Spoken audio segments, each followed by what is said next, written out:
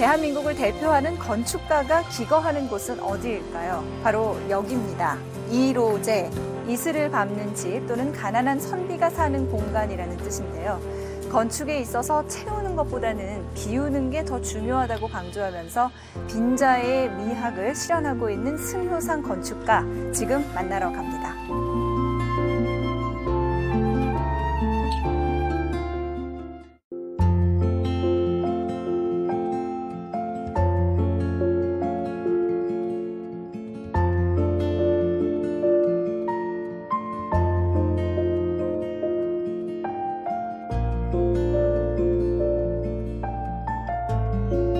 사실 도시화 계획 자체라는 게 없이 막 발전하는 부분이 되게 많다는 생각이 들거든요. 도시 전략을 갖다 그대로 베꼈어.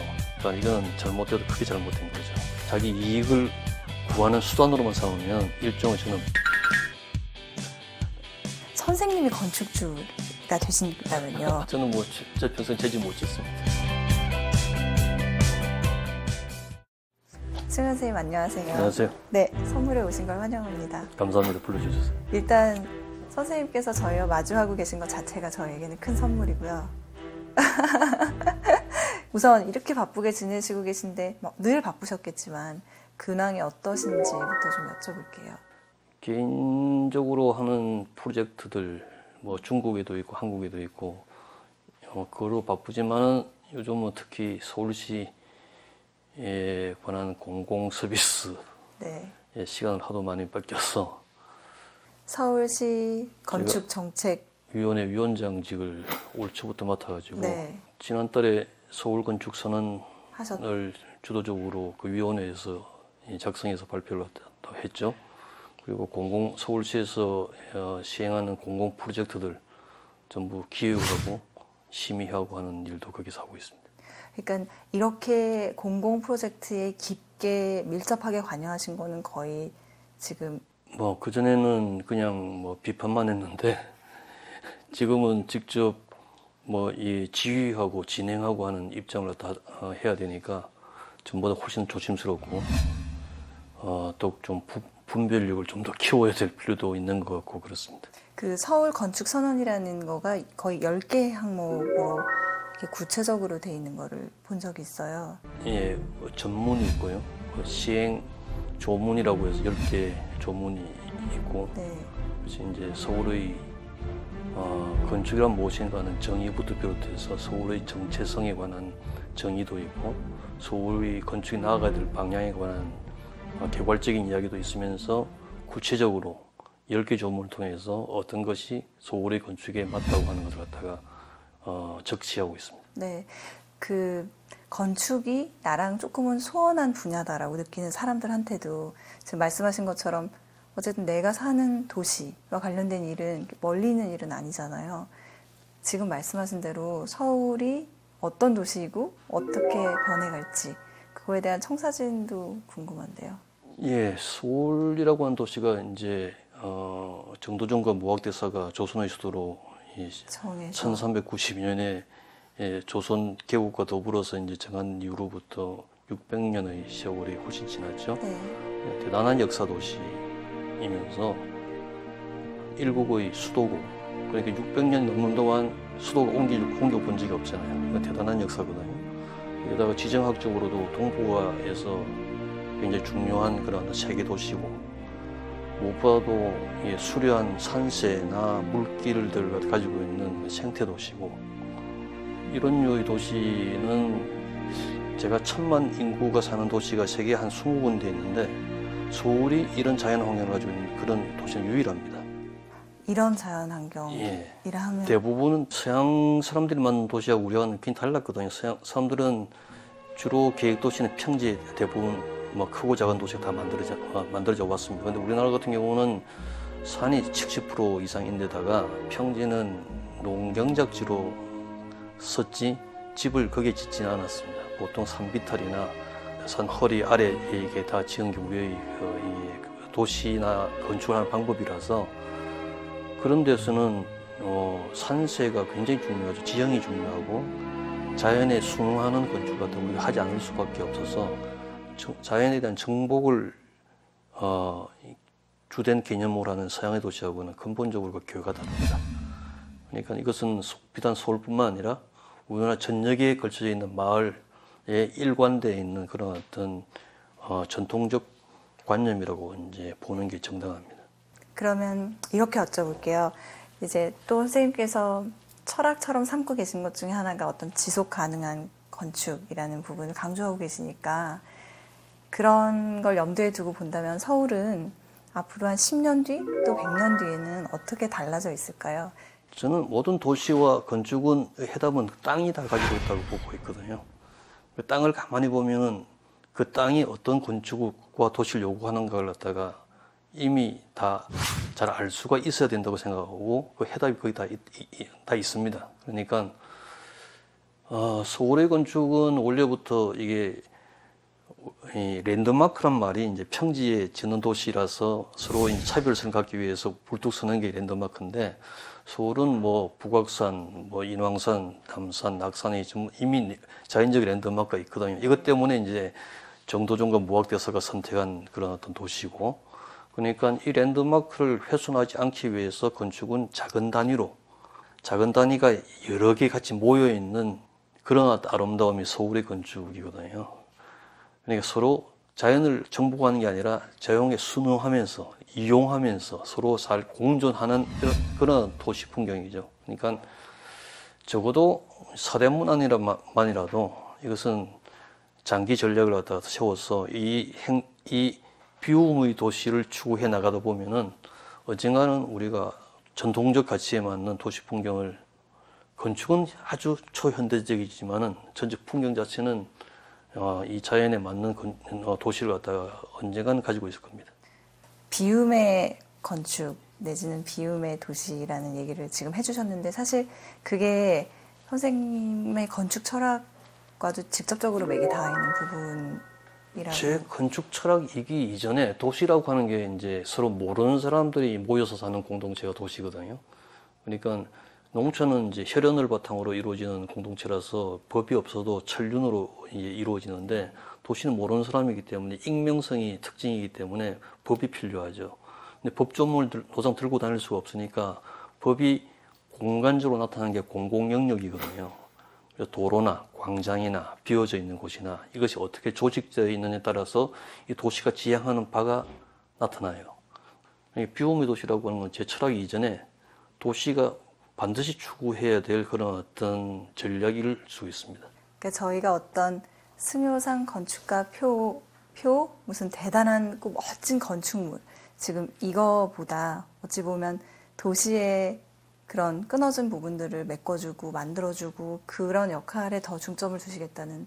그 건축물이라고 하는 게 개인이 돈을 내서 이제 지어서 사유재산이기도 하지만은 저는 그게 개인의 사유재산이 되어서는 안 된다고 보고 있는 겁니다. 이게 왜냐하면은 남의 건물이라도 내가 그 건물을 통해서 영향받을 수가 있거든요. 그러니까 건축은 공공재입니다. 제 개인의 돈을 내어 짓는다고 하더라도 그 사람이 사용권만 얻을 따름이지. 건축주의 소유물이 아니다. 소유는 시민과 사회가 가져야 된다고 이제 소유권을 가져야 된다고 보고 있기 때문에 건축물 어떤 건축물이라도 공공성을 확보하는 게 굉장히 중요합니다. 근데 공공성 확보라는 건 예를 들어서 길 사이에 집이 있으면은 그 집을 통해서 길이 연결되어져야 된다고 이제 보고 있고, 사람들이 이제 가다가 비가 오면은 피할 수 있는 공간을 갖다가 개인의 영역에서도 내어주는 게 좋다고 이제 보고 있고, 옆집이 5층인데 자기만 10층 지으려고 하지 말고 같이 5층으로 맞추는 게 이게 공공적 가치라고 보고 있기 때문에 그런 문제를 아까 말씀드린 그런 공공 영역에 덧붙인다 그러면은 뭐 이게 도시가 자연스럽게 좋아지겠죠. 그게는 기념비적인 건물이 없더라도 그런 건물들이 모여 있는 상태가 그런 집합의 아름다움이 서울이 가져야 될 건축의 최종적 가치가 아닐까 이렇게 생각하고 있습니다. 실제로 그래서 더 기대가 큰 것 같아요. 앞으로 선생님께서 이루실 서울 또 한국에서의 기여 이런 게. 저는 오랫동안 일은 하고 싶지 않고요. 저는 개인적으로는 제 개인의 건축을 갖다 하는 게 제가 이제 작업하는 게 제 건축가로서의 뭐 최종적이고 궁극적인 그런 어떤 직능이니까 네. 이런 공공봉사는 뭐 좀 단시간 내에 끝나서 다만 이것이 좀 틀이 없어지지 않고 예, 그다음 후임이나 그다음 뭐 다른 사람들에게 예, 이어갈 수 있는. 이어가 주길 갖다 바라는 거죠. 건축에 대한 정의를 선생님의 정의를 좀 듣고 싶은데 여쭤봐도 될까요? 건축은 뭐 우리의 존재라고 예, 하이데크가 이미 이야기했습니다. 땅의 정교함으로써 우리는 존재할 수 있다고 얘기했기 때문에 우리의 삶 자체가 건축이죠. 그러니까 좀 또 이 건축 모르는 건축가가 이게 만들지 모르지만 건축은 거주인이 이제 만들어 나가는 게 자기 건축이라고 보이기 때문에 건축이란 말은 굉장히 물리적인 그런 어떤 단어가 아니라 뜻이 아니라 자기 사는 방법, 자기 인격에 관한 문제라서 건축은 곧 거주하는 사람 자체라고 이야기할 수가 있죠. 그래서 좋은 건축이라고 하는 게 그 사람의 얼마큼 진실되게 하고 그 사람의 선함과 아름다움을 항상 빛내게 하는 게 이제 그런 좋은 건축임이 틀림이 없고요. 그래서 그 좋은 건축이 좋은 사람 만드는 건 확실하고요. 그 역도 확실합니다. 그래서 건축은 인격과 같은 전 동의어라고 생각해서 건축을 가지고 건축을 갖다가 이제 물신으로만 삼거나 아니면 부동산으로만 취급하거나 네. 그래서 자기 이익을 구하는 수단으로만 삼으면 일종의 저는 범죄라고 이제 보고 있는 거죠. 그런 사람들 앞에서는 제가 결코 이게 선할 수가 없고요. 항상 뭐 단호한 입장을 취할 수밖에 없는데 아무튼 건축은 우리를 굉장히 풍요롭게 하는 지속시키는 가장 유효하고 중요한 수단입니다. 내가 가난하게 살지만 그래도 건축을 향유하고 싶다. 그런 사람들은 어떻게 삶 속에서 그거를 실천해 볼 수 있을까요? 얼마든지 가난한 건축에서 실천할 수 있는 게 그냥 건축이라고 하는 게 삶을 담는 그냥 도구라고도 얘기할 수 있는데 그 도구가 좁아갈수록 사람의 삶이 돋보이는 거죠. 그냥 화려한 장식 아래서는 사람이 안 보이지 않습니까? 이런 거죠. 아침에 일어나면은 밝은 태양을 갖다가 볼 수 있도록 집에 그 부분을 향해서 창이 있다거나 아니면 저녁에 서양 노을이 굉장히 근사하게 걸릴 수 있도록 서창이 이제 있다거나 뭐 슬레이트 집이라도 비가 올 때 빗소리를 들을 수 있을 때 이럴 때 굉장히 행복하죠. 이게 이제 가난하지만은 굉장히 행복한 우리를 행복하게 만들어주는 살만한 가치가 있게 하는 그런 좋은 건축이죠. 그럼 좋은 집이란 그런 자연이 주는 일상의 행복을 만끽할 수 있게 만드는 집이 좋은 집입니다. 그리고 내가 좀 더 주체가 될 수 있는 그럼요. 집이 돋보이는 게 아니라 집이 돋보이면 사람이 안 보이죠. 실제로 그런 철학을 건축을 직접 설계하고 이뤄가시는 데는 어떻게 구현하시고 계세요? 중요한 거는 이제 건축이라고 하는 것은 제가 스스로 만드는 게 아니라 이제 건축주가 의뢰해서 이루어지는 게 건축이니까 첫째 그분들이 제가 취하는 건축의 태도에 동의를 하게 됩니다. 그렇지 않고 이제 그냥 찾아오시는 분들이 있으면은 제가 설득을 해서 설득이 안 되면은 그냥 돌려보냅니다. 상당히 어려운 조율 과정이겠는데요. 그럼요. 처음부터 안 맞으면은 건축은 그래서 혼자 하는 게 아니기 때문에 상대가 있어야 되고 또 이제 여러 동료들하고도 협업도 해야 되고 시공 과정도 거치고 하기 때문에 맨 처음에 생각이 그대로 구현되기가 지극히 어려워요. 이만한 아이디어가 막 이렇게 훼손되고 어떻게는 왜곡되기도 하고 변형되기도 하죠. 근데 그게 너무 심하게 변형되면 그러다 끊고 손을 뗄 용기가 있어야 됩니다. 저는 쉽게 포기 잘해요. 선생님의 건축 그리고 사실은 그게 지금 오랫동안 생활을 해오고 계시지만 예전에는 선생님의 건축이 아니라 그 돌아가신 김승훈 선생님의 건축이었고 거기서 이제 선생님의 건축으로 넘어올 때 독립하기까지의 그 과정이 그게 참 궁금한 거예요. 그렇죠. 제가 15년 동안 이제 학교 졸업하기 전부터 김수근 선생님 휴화에 들어가서 그 문화생 시절을 갖다가 15년을 갖다가 이제 겪었으니까 그때는 김수근 선생님이 뭐 최대의 그 적입니다. 그러니까 이분을 넘어야 내가 이제 사는데 이제 그래서 뭐 도면 10장 그리라면 20장 뭐 그려가지고 또 대들고 네. 번번이 이제 패배를 했죠. 그러면서 이제 저는 이게 컸는데 김수홍 건축이 전부인 줄 알았어요. 근데 이분이 뭐 이게 병원으로 돌아가셔가지고 어쩔 수 없이 독립을 갖다 하게 됐을 때 숭효상 건축을 할 수밖에 없으니까 그때 숭효상은 저를 전혀 모르고 있는 상태였으니까 스스로가 전혀 모르고 있어요. 15년 동안 김수근 건축이 길이요 진리요 생명인 줄 알았으니까 숭효상 건축을 찾기 위해서 한 몇 년을 갖다가 이제 좀 고생을 했죠. 그냥 헤매고 방황하고 그러면서 옛날 제가 자랐던 생각. 그냥 김수훈 스님하고 다른 게 원래부터 다른 인자를 가지고 유전자도 다르고 자란 환경도 특히 다르고 네. 시대적 시대적 인식도 다르고 그러니까 이런 부분들을 갖다가 캐내가기 시작하니까 제가 해야 될 건축의 방법이 이제 떠오르게 된 거죠. 그래서 이제 빈자의 미학을 평생의 화두로 삼겠다고 선언을 하게 일을 했죠. 김수근 선생님을 혹시 다시 만나신다면 아니면 지금 김수근 선생님께서 살아계신다면 아니요, 지금도 자주 만나요. 꿈에. 자주 지금도 꿈에 나타나요. 저 평생 꾸는 꿈이 이제 몇 가지가 있는데 그 중에 하나 김수원 선생님 꿈입니다. 며칠 전에도 나타나가지고. 서로 많이 보고 싶으신가 봐요. 글쎄요. 그래서 저는 뭐 이제 안 봐도 되는데.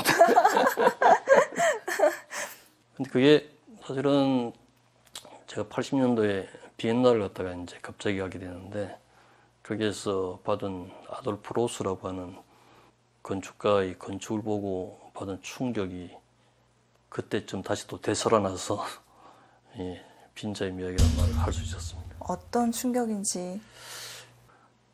대단한 충격이었던 게 이 사람은 그 오스트리아 비엔나 왕궁을 마주하는 자리에 1907년에 굉장히 현대적인 모습으로 건물을 하나 지었어요. 이게 장식이 없는 건물을 하나 지어가지고 그다음에 비엔나 시민들을 분노케 만들었죠. 이 아름다운 비엔나에 어떻게 저렇게 수채 구멍 같은 그 형태의 건물이 있을 수 있을까 해서 했는데 그때 아돌프 로스가 강연을 열면서 장식은 죄악이라고 이야기를 했습니다. 지금 시대는 옛날 시대하고 다른 현대인데 여기 와서 다시 몸에 문신하거나 자청하는 그것은 죄악이라고 이야기를 갖다 하면서 시대가 바뀌어요. 기폭제 역할을. 기폭제를 갖다 만든 게 아돌프 로스거든요. 그러니까 이 사람은 혁명을 한 거예요. 예술이 한 게 아니에요. 시대를 바꾼 거예요. 그걸 보고 건축을 가지고 혁명할 수 있구나는 생각을 했죠. 그 건축은 예술가적 태도가 아니라 지식인적 태도가 있어야 된다고 하는 것도 거기서 목도를 했고 그래서 그게 완전히 제 건축을 갖다가 새로 시작해야 된다고 이제 마음 먹게 되었죠. 그러면요, 만약에 선생님이 건축주가 되신다면요. 그러니까는 어떤 제약이 없고 그리고 땅만 있으면 어떤 건물이 나올까요? 어떤 건물이 짓고 싶으신지.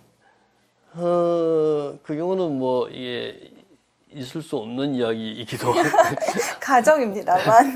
하지만 재밌는 가정. 못할 것 같아요. 안 지으실 것 예. 같아요? 저는 뭐 저 평생 제 집 못 짓습니다. 그럼 그냥. 저는 뭐 제 집 지을 수가 없어요.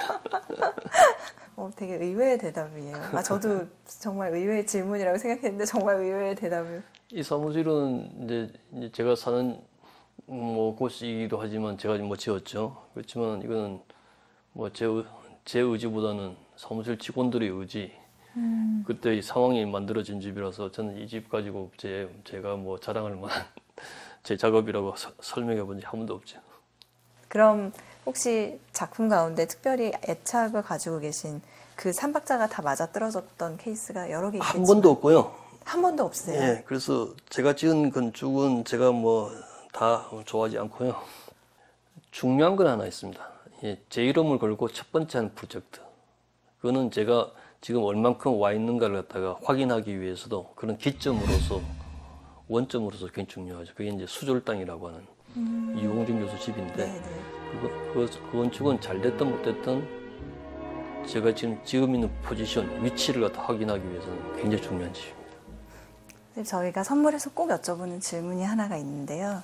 내가 이제까지 받았던 선물 선물과 또 이제 앞으로 남기고 갈 선물에 대해서 여쭤봐요. 선생님의 답은? 저는 뭐 너무 선물만 너무 많이 받아가지고. 아, 정말요? 예. 저는 부모님으로부터, 저는 뭐 제가 믿는 하나님으로부터, 그리고 제 가족으로부터 뭐 늘 선물을 갖다 받고 사니까 항상 이 빚진 자처럼 그런 의식이 있습니다. 항상 부채 의식이 항상 가지고 있어서 제가 갖고 수 있는 게 제가 뭐 이게 돈이 있는 사람도 아니고 제가 갖고 있는 게 이제 건축적 그런 어떤 직능인데 이 직능을 좀 더 공공적 가치로 가치를 더욱더 빛낼 수 있으면은 이게 이제 제가 할 수 있는 가장 유일한 방법이라고 생각됩니다. 오늘 한 말씀 한 말씀이 참 재밌고요. 다행입니다. 네, 그리고 건축에 대한 또 새로운 시각을 갖게 된 경험이었던 것 같아요.